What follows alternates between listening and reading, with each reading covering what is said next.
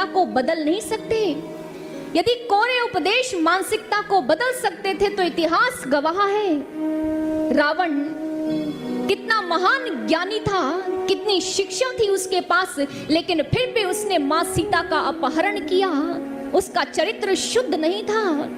फिर जन समाज से एक आवाज उठी कि यदि परिस्थितियां अच्छी हो तो उन परिस्थितियों में एक युवा का गठन संभव हो पाएगा, ऐसा युवा तैयार हो पाएगा जो देश की उन्नति के लिए कार्य करे।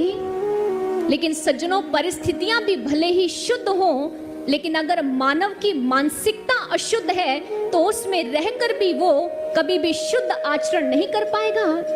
इसका गवाह भी हमारा इतिहास दे रहा है। ब्राह्मण कुल में जन्मा रावण चरित्र से अशुद्ध था, वहीं दानव हिरण्यकशिपु के यहाँ जन्मा पुत्र प्रहलाद चरित्र में सुदृढ़ था, शुद्ध था। सज्जनों, यदि हम चरित्र का निर्माण करना चाहते हैं तो इसकी सबसे पहली शर्त क्या है? जागरण। जब जागरण संभव होगा तब सदाचरण होगा, तब शुद्ध आचरण होगा। और सज्जनों, ये केवल थोथी बातें नहीं हैं, इतिहास इसके भी अनेकों उदाहरण आपके समक्ष रख देगा।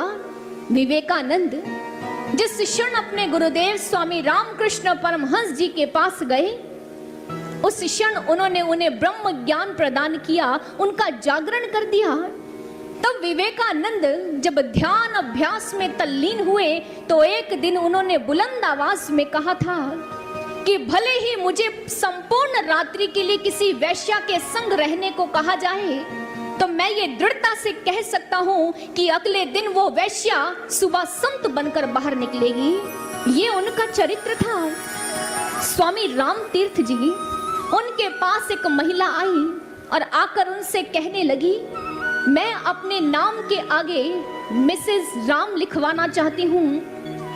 राम तीर्थ जी ने जो ही सुना तो मुस्कुराते हुए कहने लगे, राम ना तो मिस्टर है, राम ना तो मिस है, राम तो एक मिस्ट्री है। उस महिला ने कहा, आप मेरी बात नहीं समझे, मैं आपके संग संबंध स्थापित करना चाहती हूँ। राम तीर्थ जी ने कहा, तो सबसे सुंदर संबंध तो आत्मा का संबंध हुआ करता है। आप भी उसी परमात्मा का अंश हो, मैं भी उसी परमात्मा का अंश हूँ, तो हो गया हमारा संबंध।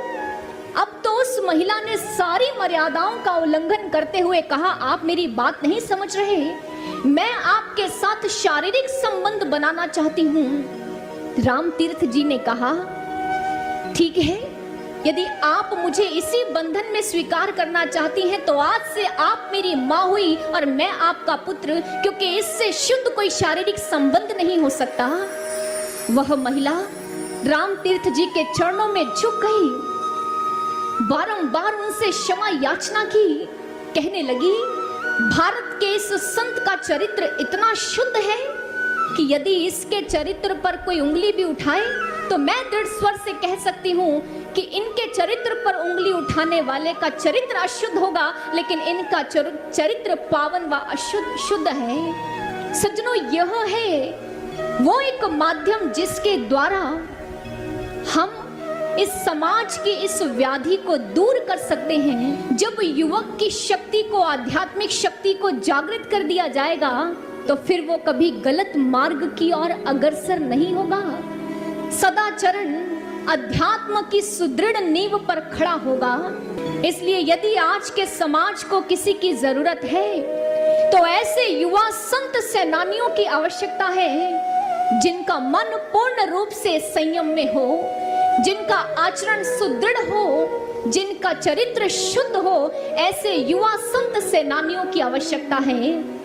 मुझे स्मरण है स्वामी विवेकानंद के वह शब्द जो उन्होंने कहा था कि भारत भूमि की उन्नति के लिए केवल एक ही चीज की जरूरत है कि भारत माँ की कुछ संतानें, उसके पुत्र व पुत्रियां उस सच्चाई, उस पवित्रता को धारण करती हुई ब्रह्मचारी व ब्रह्मचारिणी बन जाए। भारत माँ को ऐसे युवा संत सेनानियों की जरूरत है। श्री आशुतोष महाराज जी, परम पूजनीय गुरुदेव, दिव्य ज्योति जागृति संस्थान के संस्थापक व संचालक, उन्होंने अनेक युवा संत सेनानियों को ब्रह्मचर्य से अलंकृत कर भारतीय समाज की इसी सामूहिक मांग को पूरा किया है।